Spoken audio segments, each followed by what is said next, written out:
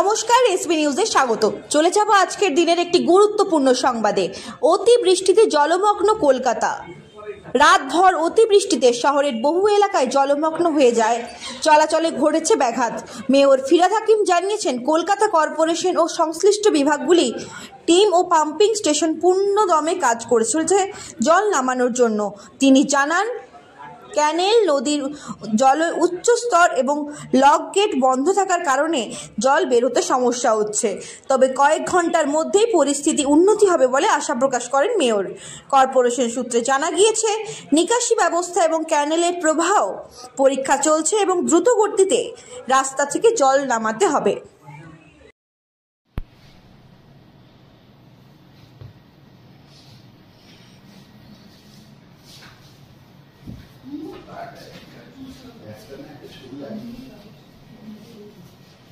জন্মেছি,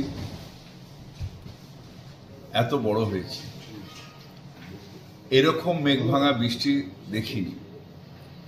আমি খবরের কাগজে পড়ছিলাম উত্তরাখণ্ড,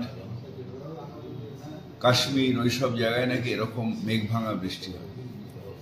আজকে সেটা কলকাতায় দেখলাম যে 5-6 ঘন্টায় 300 মিলিমিটার বা তার বেশি বৃষ্টি।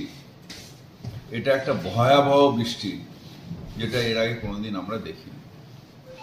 এই বৃষ্টির ফলে হয়েছে সমুদ্র উত্থাল, নদীতে টগমগ জল যাচ্ছে না। নদীর ফলে আমাদের যে ক্যানেল, সেগুলো সব ভরে রয়েছে। আমরা পৌরসভার থেকে সব জল ফেলছি ক্যানেলে, কিন্তু সেটা আবার ব্যাকফ্লো হয়ে চলে আসছে। আমরা লক গেটগুলো খুলে দিয়েছিলাম, কিন্তু সেখান থেকেও ব্যাকফ্লো হয়ে চলে আসছে।